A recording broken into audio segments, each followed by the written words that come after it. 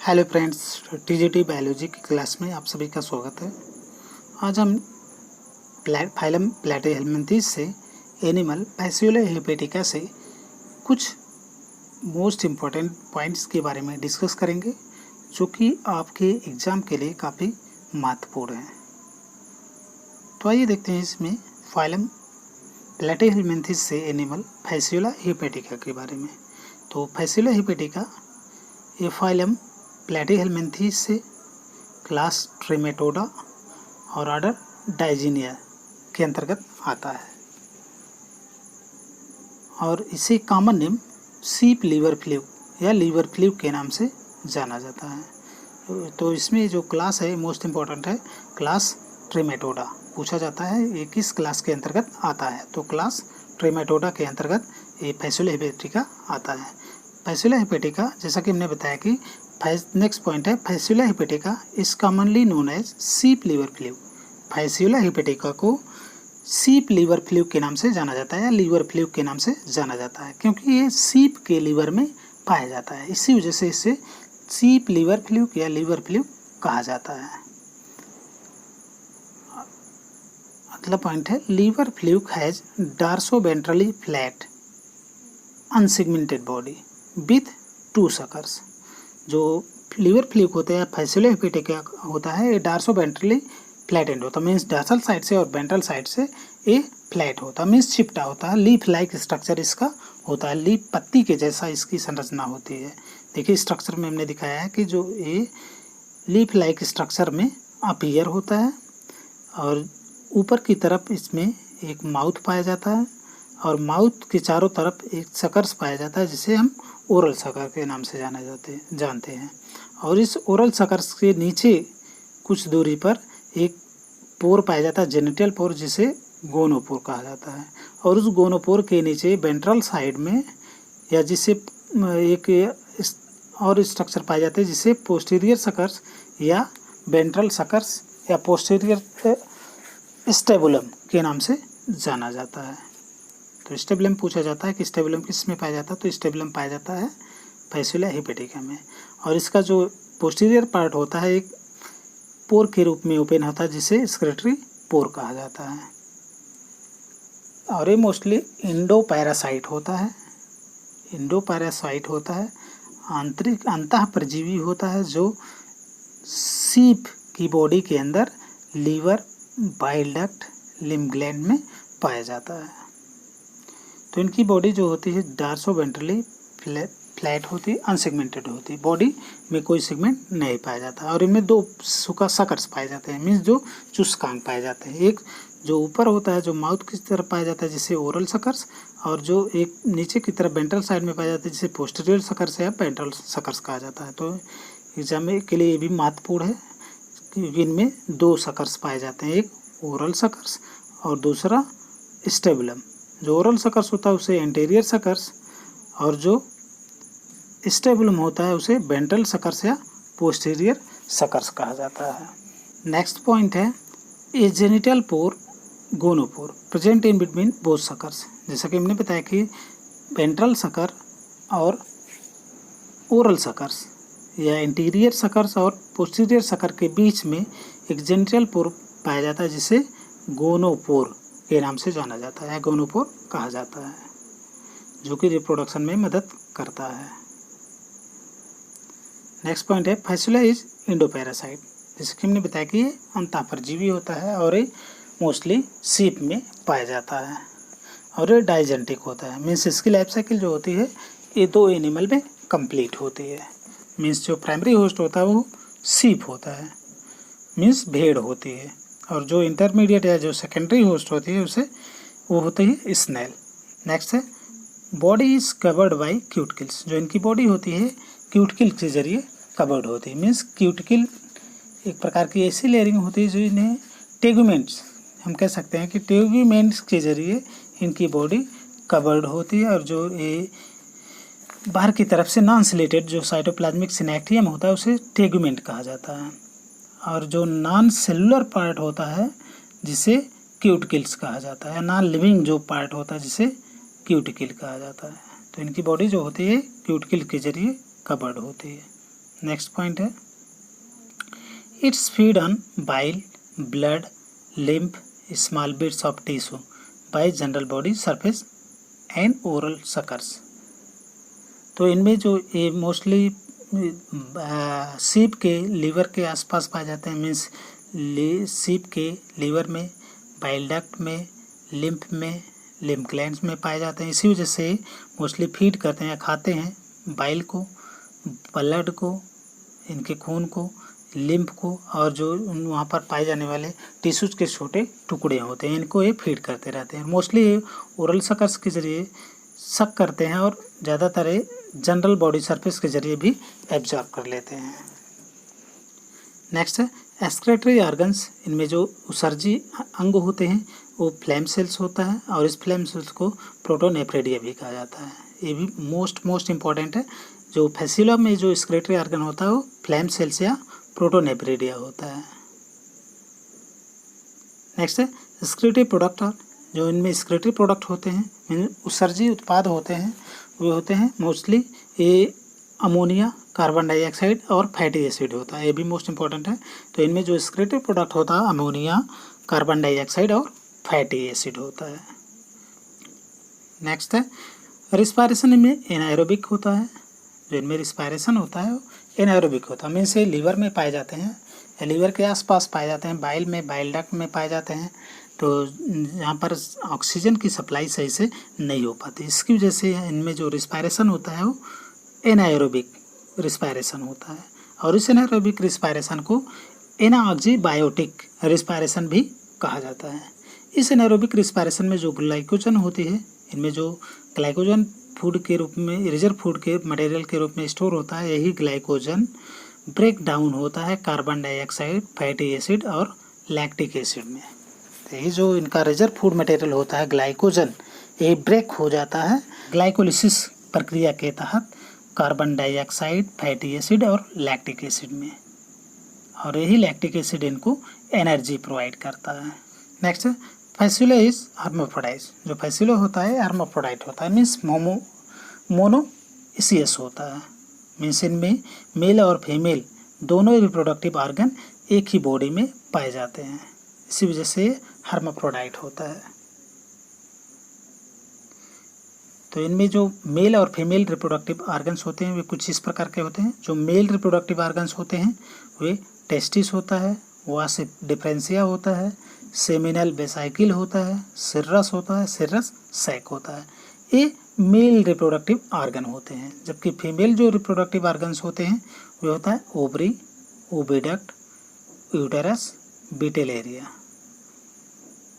जो female reproductive organs होते हैं, इनमें मोस्टली फीमेल रिप्रोडक्टिव ऑर्गन्स में ये इन्वॉल्व होते हैं। और इसके अलावा इनमें जो एसेसरी फीमेल रिप्रोडक्टिव स्ट्रक्चर होती हैं, लाउरर कैनाल्स होते हैं। जो लाउरर कैनाल होते हैं स्पर्म को स्टोर करने का वर्क करती है, मीन्स रिसीव करने का, मीन्स जब फर्टिलाइजेशन होता है तो लाउरर कैनाल जो होती है वो रिसीव करने का वर्क करती है। तो इनमें मोस्टली जो फीमेल रिप्रोडक्टिव ऑर्गन्स में जो बिटेलेरिया होता है, दो प्रकार की ग्लैंड इनमें पाई जाती है। एक होती है बिटेलाइन ग्लैंड्स और दूसरी होती है मेलिस ग्लैंड। जो बिटेलाइन ग्लैंड्स होती है ये एक प्रकार से याल्क सेल्स प्रोड्यूस करती है, याल्क सेल्स प्रोड्यूस करती है और ये ज़्यादा मात्रा पे यहाँ पर याल्क पाए जाते हैं, जिसकी वजह से एम्ब्रियो को ये नरिश करती है, मीन्स एम्ब्रियो को ये पोषण प्रोवाइड करती है, क्योंकि यहाँ पर ढेर सारी मात्रा में सेल्स ग्लोब्यूल्स पाए जाते हैं जो कि यक के सेल को फॉर्म करती हैं। और जो मेलिस ग्लैंड होती है, ये मेलिस ग्लैंड को सेल ग्लैंड के नाम से भी जाना जाता है, मेलिस ग्लैंड को सेल ग्लैंड के नाम से भी जाना जाता है। और सेल फॉर्मेशन में तो ये मदद नहीं करती है, लेकिन ये मोस्टली हेल्प करती है। जो यूटेरस होता है उसको लुब्रिकेट करने का वर्क करता है, जिसकी वजह से इसमें आसानी से जो एग है वो और स्पर्म जो है पास कर जाएं। तो फैसिला हेपेटिका इज डाइजेनेटिक। जो फैसिला हेपेटिका होता है डाइजेनेटिक होता है। जैसा कि हमने पहले बताया कि ऐसे एनिमल जिनकी लाइफ साइकिल दो एनिमल के अंदर या दो होस्ट के अंदर कंप्लीट होती है, उसी को डाइजेनेटिक कहता है। जबकि जिनकी लाइफ साइकिल में कोई एक या इन्वॉल्व होता है उसे मोनोजेनेटिक कहा जाता है। तो डाइजेनेटिक इनकी लाइफ साइकिल होती है, मीन्स 2 होस्ट कंप्लीट इन्वॉल्व होते हैं। जो प्राइमरी होस्ट होता है वो सीप होती है, और जो इंटरमीडिएट या सेकेंडरी होस्ट होती है स्नेल होती है। मीन्स ये भी मोस्ट इंपॉर्टेंट है दोनों। ये प्राइमरी होस्ट इनमें सीप होता है, और सेकेंडरी जो होस्ट होता है, इंटरमीडिएट जो होता है वो स्नेल होता है। और स्नेल की वैरायटी हमने बताया पहले कि लेमनिया, प्लेनोर्बिस, ये मेन वैरायटी होती है स्नेल की। नेक्स्ट पॉइंट है इट इज़ हर्माफ्रोडाइट। ये हर्माफ्रोडाइट होते हैं, बस क्रॉस फर्टिलाइजेशन आकर्स। ये हर्माफ्रोडाइट मीन्स मेल और फीमेल दोनों रिप्रोडक्टिव ऑर्गन एक ही बॉडी में पाए जाते हैं। तो ऐसे एनिमल जिनके अंदर ये मेल और फीमेल दोनों रिप्रोडक्टिव ऑर्गन पाए जाएं उन्हें हर्माफ्रोडाइट या मोनोसिस कहा जाता है। लेकिन इनमें क्रॉस फर्टिलाइजेशन होता है, मीन्स सेल्फ फर्टिलाइजेशन नहीं होता कि एक ही बॉडी के अंदर जो मेल और फीमेल रिप्रोडक्टिव ऑर्गन पाए जाएं उनमें आपस में ही फर्टिलाइजेशन हो, ऐसा नहीं होता है। बल्कि एक जो फैसिला होता है किसी दूसरे फैसिला से इनमें कपुलेशन होता है। एक फैसिला का मेल फैसिला किसी दूसरे फीमेल के फैसिला से कपुलेट करता है, मीन्स कपुलेशन करता है। तो ऐसे फर्टिलाइजेशन को क्रॉस फर्टिलाइजेशन कहा जाता है। और इनमें मोस्टली जो फर्टिलाइजेशन होता है ओविडक्ट में होता है। जो फीमेल की ओविडक्ट होती है वहाँ पर ये फर्टिलाइजेशन होता है, जबकि कपुलेशन के दौरान जो लाउरल कैनाल होती है उसी में जो स्पर्म होता है वो फीमेल जो स्पर्म होता है वो रिसीव होता है। तो इसी वजह से मीन्स हमने बताया कि ओविडक्ट में फर्टिलाइजेशन होता है, इसी वजह से जो फर्टिलाइजेशन होता है वो इंटरनल होता है। इनमें जो फर्टिलाइजेशन होता है इंटरनल होता है, ये भी मोस्ट इम्पॉर्टेंट है। फर्टिलाइजेशन इज इंटरनल, क्योंकि ये ओविडक्ट के अंदर होता है। नेक्स्ट पॉइंट है it's produce about 5 lakh eggs. इनमें लगभग 10 ईयर्स में 10 साल में लगभग 5 लाख एग्स ये प्रोड्यूस करती है या देती हैं, या इनके ज़रिए बनते हैं। 5 लाख लगभग अंडे इनके ज़रिए बनते हैं पूरे 10 साल में। तो इनमें जो क्लीवेज इज, नेक्स्ट पॉइंट है क्लीवेज इज होलोप्लास्टिक एंड अनइक्वल। जो इनमें क्लीवेज होता है होलोप्लास्टिक होता है लेकिन अनइक्वल होता है। मीन्स इस क्लीवेज होलोप्लास्टिक क्लीवेज मीन्स जो जाइगोट होता है ये 2 भागों में डिवाइड होता है, उसी को होलोप्लास्टिक कहा जाता है। लेकिन और अनइक्वल होता है, मीन्स जब 2 जाइगोट होता है ये 2 बराबर भागों में होता है तो उसे इक्वल, और जब यही जाइगोट 2 अनइक्वल पार्ट में, मीन्स एक छोटा और एक बड़ा पार्ट में डिवाइड होता है, इसी से अनइक्वल। तो इस तरीके का जो क्लीवेज होता है उसे होलोप्लास्टिक और अनइक्वल कहा जाता है।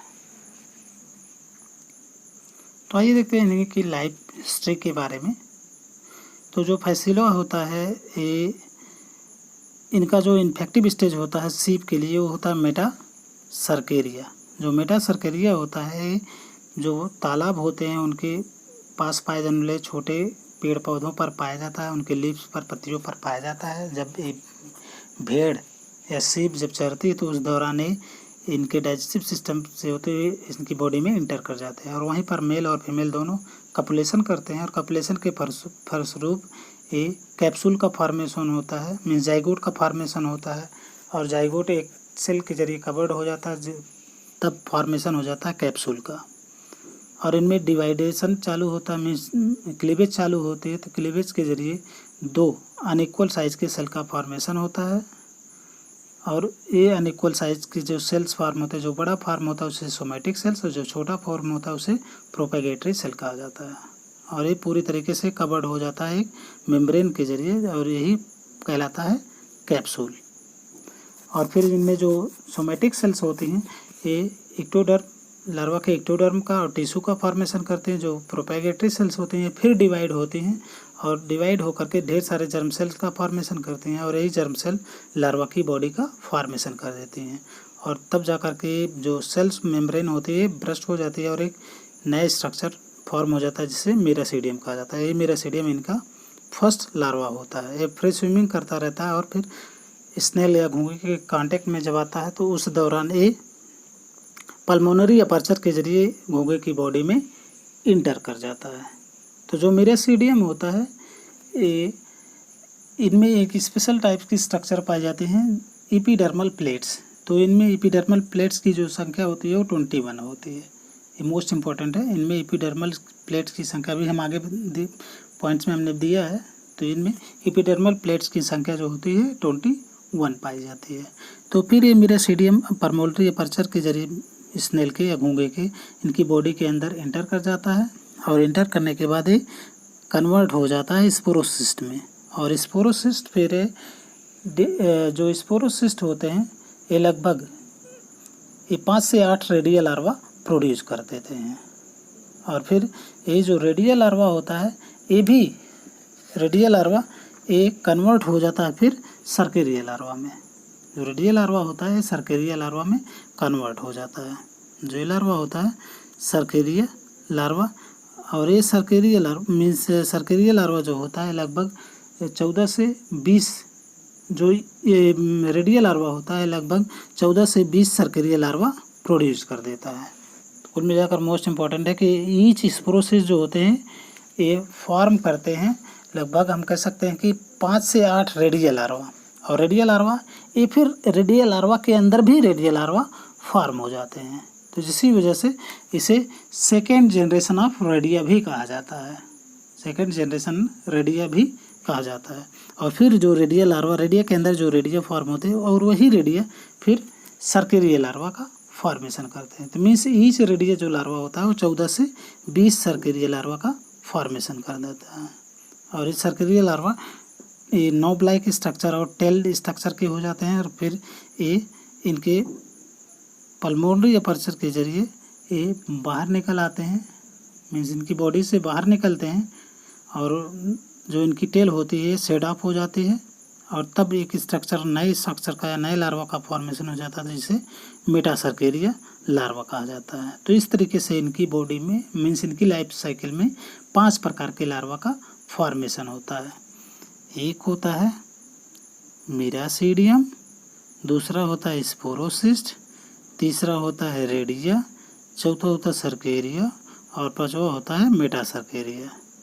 तो इस तरीके से 5 लार्वा का फॉर्मेशन होता है।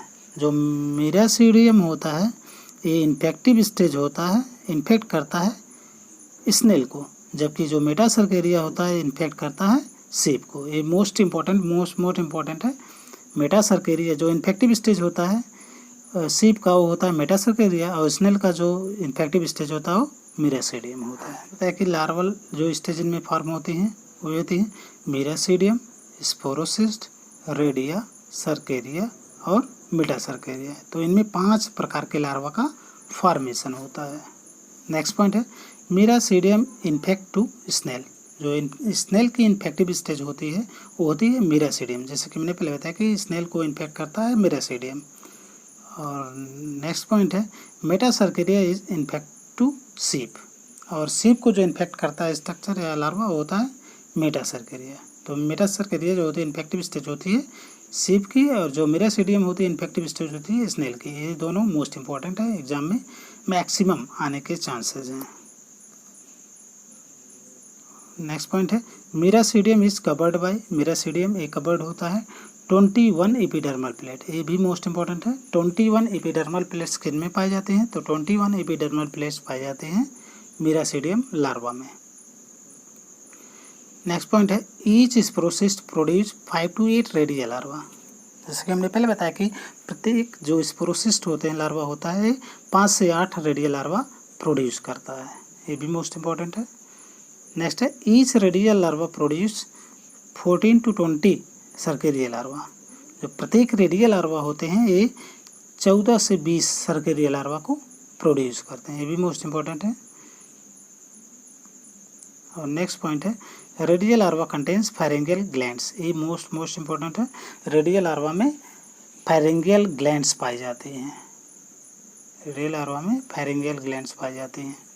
ये भी मोस्ट इंपॉर्टेंट है। और नेक्स्ट पॉइंट है फाइसियोला hepatica causing in sheep a disease called liver rot or fasciolacesis।